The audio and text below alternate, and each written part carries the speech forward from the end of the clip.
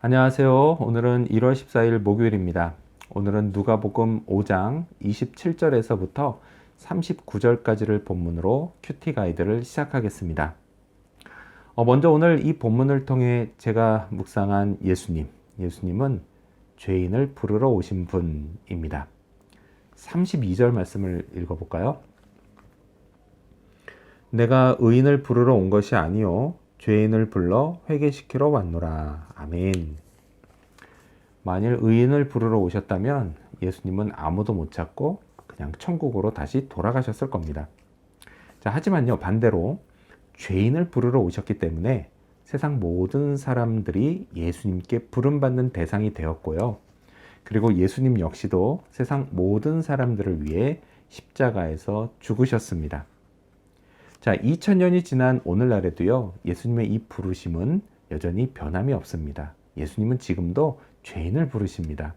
그리고 그 덕에요, 저도 부르심을 받고 죄를 용서받게 되었습니다. 그래서 예수님께요, 너무도 감사드립니다. 자, 한편요, 이 32절 말씀을 예수님 입장에서 묵상해 봤습니다. 자, 예수님이 부르실 때 어떤 죄인은 단번에 받아들이고 회개하는가 하면요, 어떤 죄인은 그냥 무시해 버리기도 합니다. 근데 생각해 보세요. 사실 단번에 회개하는 사람이 몇이나 있겠습니까? 대부분 사람들은요, 후자에 속할 겁니다. 그래서요, 계속 뿌리치는 사람, 그런 사람을 보면 예수님도 짜증나지 않으실까라는 생각을 해봤습니다. 그런데요, 여기에 예수님의 위대함이 있습니다. 그건요, 예수님은 결코 짜증내지도 포기하지도 않으신다라는 겁니다. 만일 그러셨다면요, 오늘의 저는 존재하지 않았을 겁니다. 자, 한 사람이 태어나서요, 죽을 때까지 주님은 계속해서 그 사람의 마음을 두드리십니다. 당신의 부르심을 받아들이길 기다리고 계십니다. 자, 그렇게 받아들인 후에도요, 살면서 죄를 지을 때마다 마음에 경종을 올려주시면서 다시 주님을 바라보고 십자가의 대속의 능력 안으로 들어오라고 또다시 우리를 부르십니다. 자, 그렇다면 오늘 이 본문을 통해서 제가 발견한 인간의 모습 어떤 게 있을까요? 오늘은 예수님을 따랐다 욕먹는 제자들을 볼 수가 있습니다. 30절 말씀 읽겠습니다. 바리새인과 그들의 서기관들이 그의 제자들을 비방하여 이르되 너희가 어찌하여 세리와 죄인과 함께 먹고 마시느냐.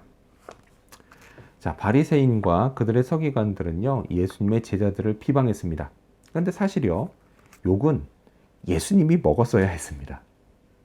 자, 이 잔치는요, 제자들이 아니라 그들의 스승인 예수님을 위한 자리였기 때문입니다. 아마도요, 잔치상 한가운데에 예수님이 세리와 죄인들에게 둘러싸여 함께 앉아 계셨을 겁니다. 자, 이 모습은요, 당시 경건하다 자부했던 바리새인들에게는 이게 파격을 넘어서 충격적인 모습이었습니다. 자, 그들 생각에는요, 랍비는 절대 그러면 안 되는 겁니다. 그런데 예수님 누구세요? 그분 역시도 랍비였기 때문입니다.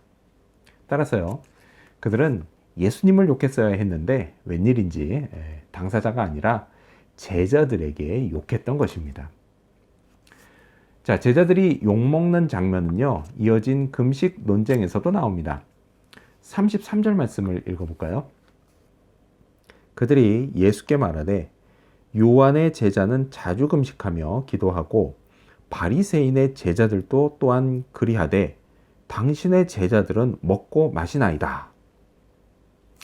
이런 거죠. 왜 다른 스승의 제자들은 금식하는데 유독 당신의 제자들은 먹고 마시냐?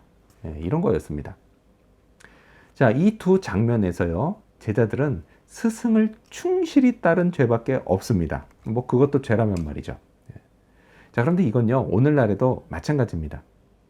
예수님을 따르면 욕먹을 때가 많습니다. 사람들은요, 눈에 안 보이는 예수님을 욕하기보다는 눈에 보이는 그의 제자들, 곧 그리스도인들에게 욕을 합니다. 자, 근데 그렇다고 해서요, 욕먹는다고 너무 억울해할 필요는 없습니다.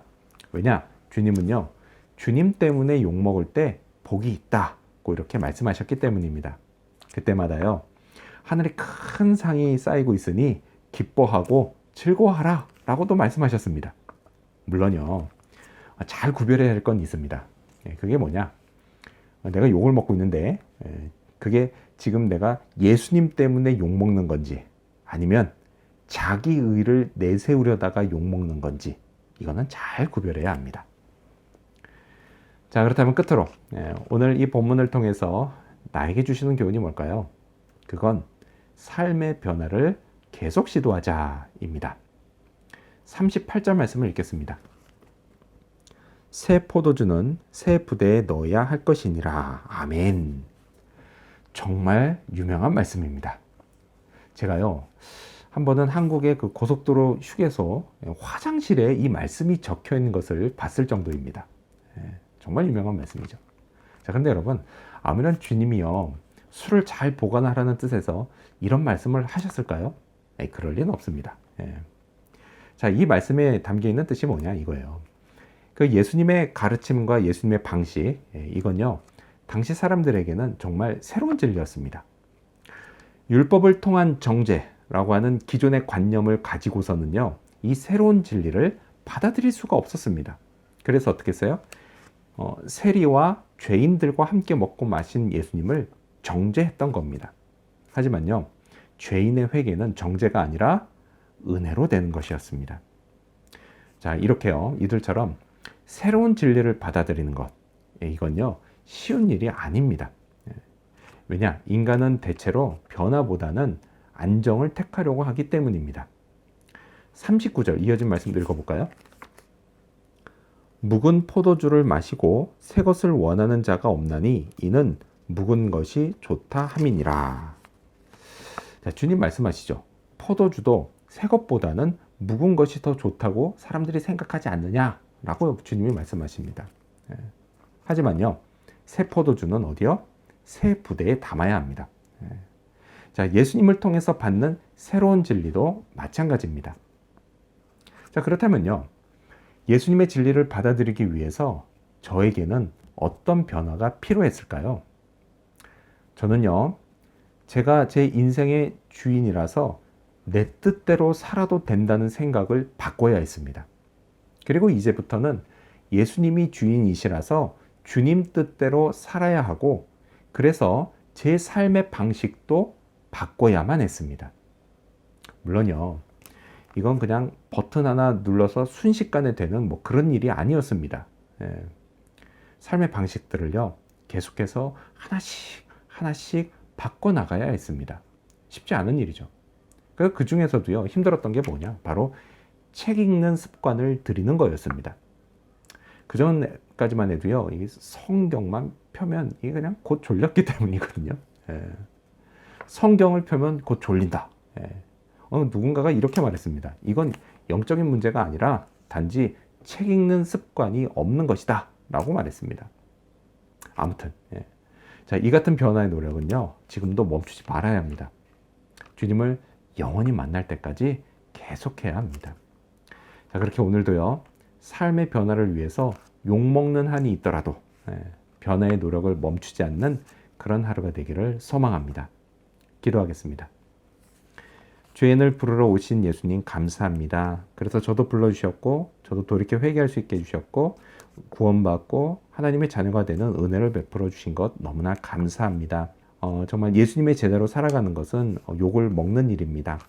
그러나 주님께서 약속해 주신 대로 하늘에 쌓이는 큰 상급을 기억하면서 늘 기뻐하고 즐거워하게 도와주시옵소서. 그리고 새로운 진리이신 예수님을 받아들이고 예수님으로 인해 변화된 삶을 살기 위해서 제 자신의 삶도 계속 변화를 위한 시도를 멈추지 않게 해 주시옵소서. 주님 뜻 따를 수 있도록 계속 노력하게 도와주시고 내 삶을 바꿔나갈 수 있게 도와주시옵소서. 예수님의 이름으로 기도합니다. 아멘.